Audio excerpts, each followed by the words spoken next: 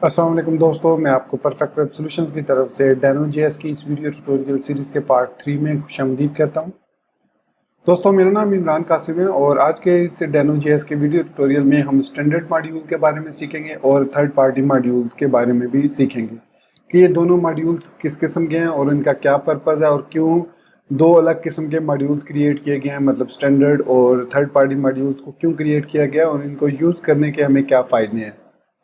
तो मैं उम्मीद करता हूं कि आप मेरे इस वीडियो ट्यूटोरियल को एंड तक देखेंगे और इसको लाइक भी करेंगे। इसके अलावा अगर आप हमारे इस चैनल परफेक्ट वेब सॉल्यूशंस पर न्यू हैं तो इसको सब्सक्राइब करते हुए बेल के नोटिफिकेशन आइकन को प्रेस करते हुए ऑल नोटिफिकेशंस को ऑन कर लीजिएगा ताकि आने वाले वीडियो ट्यूटोरियल्स की नोटिफिकेशंस आपको मिलती रहे और आप उनसे अप टू डेट रह सकें। Thank you very much. तो चलिए शुरू करते हैं आज के इस Deno.js के वीडियो ट्यूटोरियल को। तो सबसे पहले हम बात करते हैं स्टैंडर्ड मॉड्यूल्स के बारे में, या फिर आप इसको स्टैंडर्ड लाइब्रेरी भी कह सकते हैं। तो यहाँ पर अगर हम Deno.js के होम पेज पर आएँ deno.land पर, तो यहाँ पर उसने लिखा है कि has a set of reviewed audited standard modules that are guaranteed to work with Deno। तो कहने का मकसद ये है कि जितने भी स्टैंडर्ड लाइब्रेरी या स्टैंडर्ड मॉड्यूल होंगे हमारे पास, वो गारंटीड होंगे कि वो Deno के साथ काम करेंगे, Deno.js के किसी भी वर्जन के साथ काम करेंगे। और उनको जो प्लेस किया गया है वो deno.land/std पर प्लेस किया गया है। और जो थर्ड पार्टी मॉड्यूल्स हैं वो बेसिकली अदर आथर्स हैं, जो कि दूसरे आथर्स हैं जो कि अथेंटिक नहीं है, मतलब आप ये कह सकते हैं जो कि रिव्यूड और ऑडिटेड बाय Deno.js ऑथर नहीं है, वो मॉड्यूल थर्ड पार्टी मॉड्यूल्स कहलाते हैं और उनको deno.land/x पर रखा गया। तो अगर मैं इसको न्यू टैब पर ओपन करता हूँ तो यहाँ पर आप देखेंगे कि हमारे पास जो मॉड्यूल्स ओपन होंगे, ये तमाम के तमाम मॉड्यूल्स जो हैं ये स्टैंडर्ड मॉड्यूल्स हैं और इनको स्टैंडर्ड लाइब्रेरीज भी कहा जाता है। उसके बाद अगर मैं यहाँ पर ओपन करता हूँ दूसरे मॉड्यूल को, थर्ड पार्टी को, तो ये ओपन होंगे deno.land/x पर। सो x स्टैंड्स फॉर कोई भी मॉड्यूल, कुछ भी हो सकता है। सो यहाँ पर आपको वो बताएगा कि deno.land/x is a URL rewriting service for Deno scripts. The basic format of code URL is https deno.land/x/module name, जिस मॉड्यूल को आपको यूज़ करना है, @ उसका जो भी उसकी ब्रांच है जिसको आप यूज़ करना चाह रहे हैं। बाय डिफ़ॉल्ट हम मास्टर सेलेक्ट करते हैं। अगर हम ब्रांच को सिलेक्ट ना करें, मतलब @ ब्रांच अगर ना लिखें, तो फिर हम उसको मास्टर ब्रांच को यूज़ करेंगे। Usually that will be a master branch. Then हम उस स्क्रिप्ट का नाम .ts फाइल लिखेंगे जो उस मॉड्यूल में से हम लोड करना चाह रहे हैं। इसी तरीके से जो स्टैंडर्ड मॉड्यूल हैं उनको लोड करने का भी तरीका सेम यही है। तो यह है कि standard module, these module do not have external dependencies, इन पर कोई भी एक्सटर्नल डिपेंडेंसी नहीं है। मतलब सबसे बड़ा एडवांटेज जो स्टैंडर्ड मॉड्यूल है क्या ये है कि इस पर एक्सटर्नल डिपेंडेंसीज नहीं है। जो भी है इनके अपनी डिपेंडेंसीज हैं, जो बिल्ट इन Deno के अंदर डिपेंडेंसीज हैं वही इसके अंदर यूज होती हैं और they are reviewed by Deno core team. So the intention to have a standard set of high quality code that all Deno projects can use fearlessly. So जितने भी आपके पास स्टैंडर्ड मॉड्यूल मिलेंगे आप उनको बगैर किसी इशू के, बगैर किसी प्रॉब्लम के, कॉन्फिडेंस के साथ अपने प्रोजेक्ट्स के अंदर यूज कर सकते हैं। उनमें आपको कोई इशू नज़र नहीं आएगा। सो इसको यूज़ करने का तरीका देख लें। वही तरीका है कि आप लिखेंगे https://deno.land/std उसका जो भी वर्जन है और नॉट स्पेसिफाइड। सो यहाँ पर वो कह रहा है कि these modules tagged in according with Deno releases. So for example the version 0.3.0 tag is guaranteed to work with Deno's version 0.3.0. You can link to 0. Using this branch. यहाँ पर हम इस ब्रांच के साथ जो भी इसके मॉड्यूल होंगे std के अंदर वर्जन 0.3.0 ऑफ Deno वर्जन, आप उसके साथ यूज़ कर सकते हैं। फॉर एग्जांपल करंटली हमारे पास जो वर्जन है वो 1.0.3 है, तो यहाँ पर आप लिखेंगे वर्जन 1.0.3/ और उसके बाद जो भी आप मॉड्यूल यूज़ करना चाह रहे हैं उसका नाम लिखेंगे तो आप उसको यूज़ कर सकते हैं। तो अभी चलते हैं इसकी प्रैक्टिकल एग्जांपल देखते हैं स्टैंडर्ड मॉड्यूल की और कैसे इसको हम यूज़ करते हैं। सो स्टैंडर्ड मॉड्यूल को यूज़ करने के लिए सबसे पहले हमें ये देखना है कि किस मॉड्यूल को हम यूज़ करना चाह रहे हैं। यहाँ पर बेशुमार मॉड्यूल्स मौजूद हैं, तो मैं यहाँ पर एग्जांपल्स में जाता हूँ। Deno.js का जो सबसे बड़ा एडवांटेज हमें ये है कि एक तो सिक्योर्ड मॉड्यूल सिस्टम है इसका, चाहे वो थर्ड पार्टी हो चाहे वो स्टैंडर्ड हो। तो यहाँ पर जो एग्जांपल्स हैं इनको हम डायरेक्टली अपने टर्मिनल के थ्रू रन कर सकते हैं by providing it's complete URL of that particular example. For example मैं इस welcome.ts फाइल को रन करना चाह रहा हूँ अगर अपने सिस्टम में, तो मैं इसको क्लिक करूँगा और ये जो हमारे पास इसका यूआरएल बनेगा वो ये बनेगा deno.land/std/examples/welcome.ts। अगर मैं वर्जन 0.54.0 को यूज़ करना चाह रहा हूँ तो इसका यूआरएल हमारे पास कुछ इस तरीके से बनेगा। तो इसको यूज़ किस तरीके से करना है मैं आता हूँ अपने सबलाइम टेक्स्ट में, और यहाँ पर tut01 के बजाय मैं यहाँ पर tut02 बना लेता हूँ, tut02.ts फाइल। अब इसको एक तो तरीका ये है कि डायरेक्ट हम इस टीएस फाइल के अंदर यूज़ करें, दूसरा इसका तरीका ये है कि आप इस यूआरएल को डायरेक्ट यहाँ पर रन कर सकते हैं डेनो रन की मदद से। सो मैं यहाँ पर लिख सकता हूँ डेनो रन और उसके बाद https://deno.land और उसके बाद मैं यहाँ पर /std जो भी वर्जन है, जैसे 0.54.0 है सो 0.54.0 उसके बाद examples/welcome.ts। तो मैं इसको अब डायरेक्टली रन कर रहा हूँ। जब मैं इसको रन करूँगा तो मुझे यहाँ पर सबसे पहले तो एरर देखने को मिलेगा कि पहले ये डाउनलोड करेगा इसको, फिर कंपाइल करेगा। सॉरी, इसमें कोई रीड एंड राइट का फीचर नहीं है welcome.ts फाइल में, इसलिए उसने डायरेक्टली इसको एग्जीक्यूट कर लिया। अब इसने एग्जीक्यूट करने से पहले इसको डाउनलोड किया, फिर उसको कंपाइल किया। अब ये डाउनलोड और कंपाइल करने के लिए उसने, मैंने आपको ऑलरेडी बताया था कि डेनो इन्फो जब आप लिखेंगे तो इसमें आपको वो बताएगा कि डेनो की DIR लोकेशन कौन सी है और रिमोट मॉड्यूल कैशे कहाँ पर क्रिएट होता है और टाइपस्क्रिप्ट कंपाइलर कैशे कहाँ पर क्रिएट होता है। तो ये उसका रूट पाथ है। डेप्स और जेन के 2 फोल्डर क्रिएट होते हैं डेनो के फोल्डर के अंदर, जो कि मेरे पास इस वक्त करंटली इस पाथ पर मौजूद हैं। तो ये ऑटोमेटिकली इसने इसको डाउनलोड किया इस कैशे के अंदर, डेनो के कैशे के अंदर, फिर इसको कंपाइल किया टीएस फाइल को और उसके बाद यहाँ पर कंपाइलर कैशे ने इसको यहाँ पर जनरेट करके इस फोल्डर GEN वाले फोल्डर में इसको सेव कर दिया। तो दोस्तों इस तरीके से हम स्टैंडर्ड मॉड्यूल्स को डायरेक्टली रन कर सकते हैं, किसी भी स्टैंडर्ड मॉड्यूल को। यहाँ पर आप देख सकते हैं इसके अंदर यही थी console.log फाइल। तो इस तरीके से अगर मैं यहाँ पर एक चैट की ऐप भी है, देखिए ये चैट की ऐप है, अगर मैं इसको रन करना चाहूँ तो सिंपली मुझे करना क्या होगा, यहाँ पर मैं इसको दोबारा इसी तरीके से लिखूँगा और एग्जाम्पल्स में आऊँगा, मैं यहाँ पर /chat और /server.ts फाइल को रन करूँगा, server.ts फाइल को। चाहे तो आप std के साथ @वर्जन दे दें, चाहे तो इसको डायरेक्टली आप इस तरीके से भी दे सकते हैं और इस तरीके से ये मास्टर ब्रांच जो होगी उसको एक्सेस करेगा। तो अब देखिएगा, अब यहाँ पर कुछ हमें वार्निंग्स, जब वो डाउनलोड करता है तो सम टाइम वो हमें वार्निंग्स भी देता है।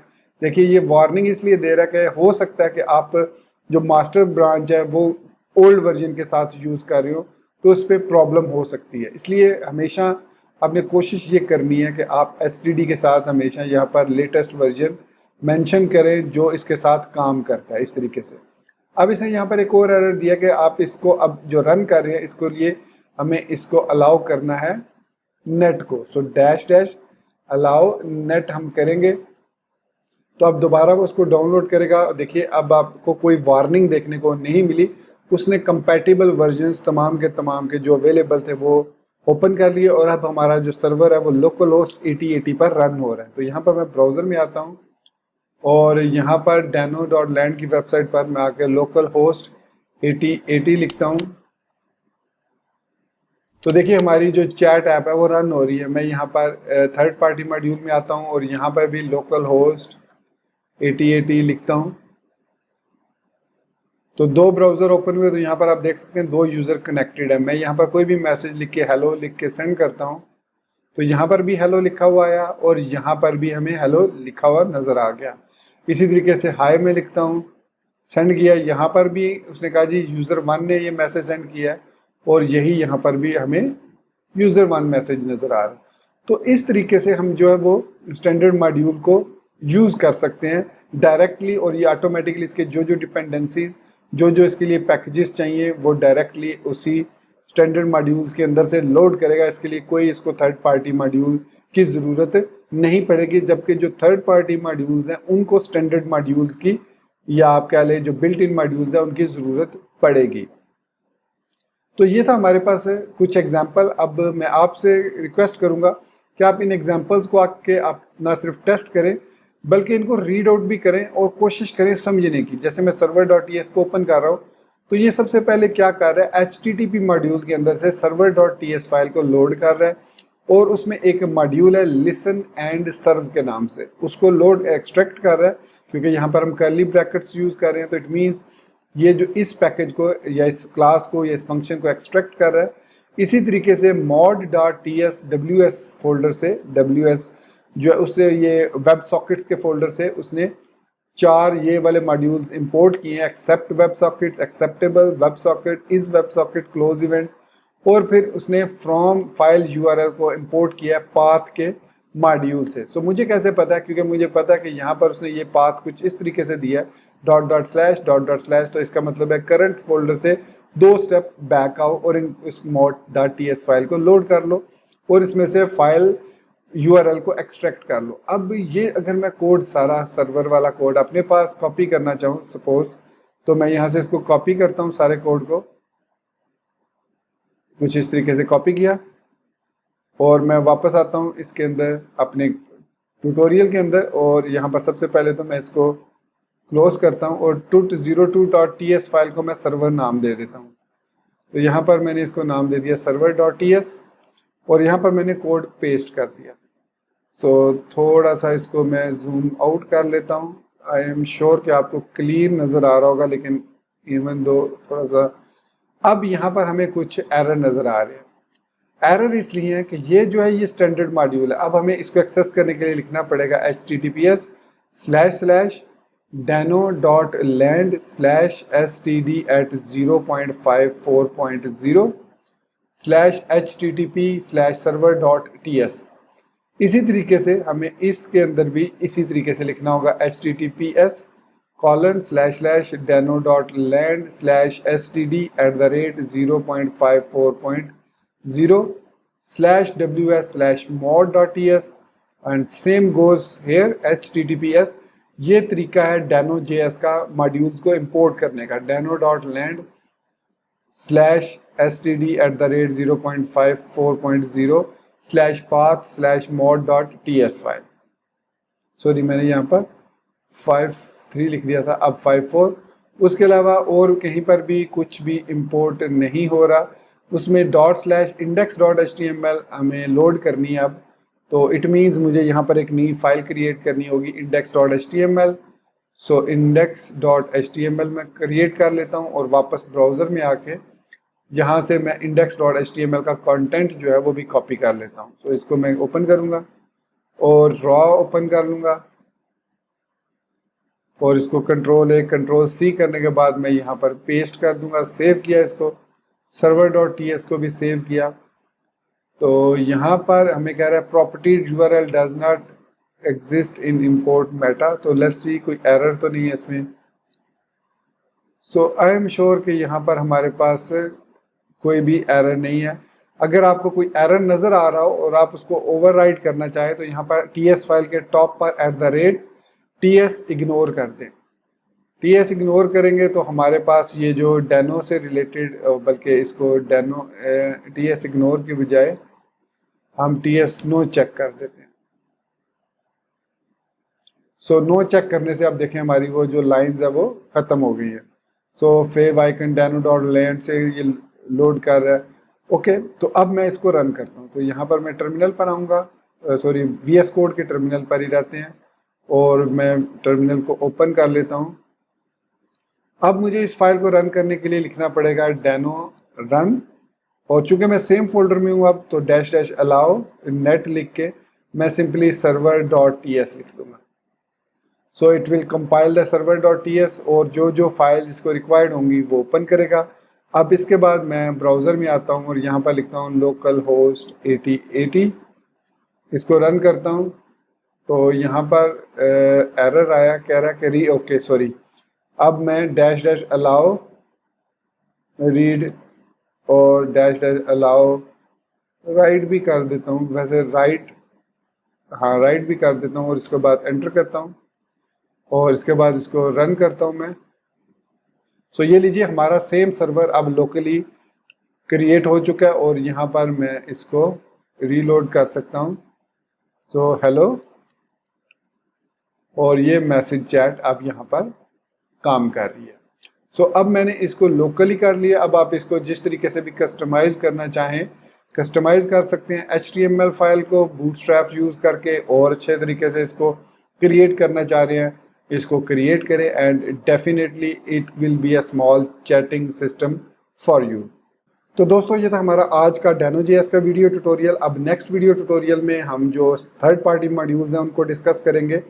इस दौरान आप ये कर सकते हैं कि जितने स्टैंडर्ड मॉड्यूल है उसके एग्जांपल्स हैं उनको टेस्ट कीजिए और चेक कीजिए कि वो सही काम कर रही हैं जैसे करना चाहिए, और उसमें फिर चेंजेस कीजिए और उसको चेक कीजिए। तो मिलते हैं नेक्स्ट वीडियो ट्यूटोरियल में। टिल देन चैनल को सब्सक्राइब करना, वीडियो को लाइक और शेयर करना, बेल आइकन दबाना और ऑल नोटिफिकेशंस को ऑन करना बिल्कुल मत भूलिएगा। So guys, thank you very much for watching this video tutorial. Take care, good bye and अल्लाह हाफिज़।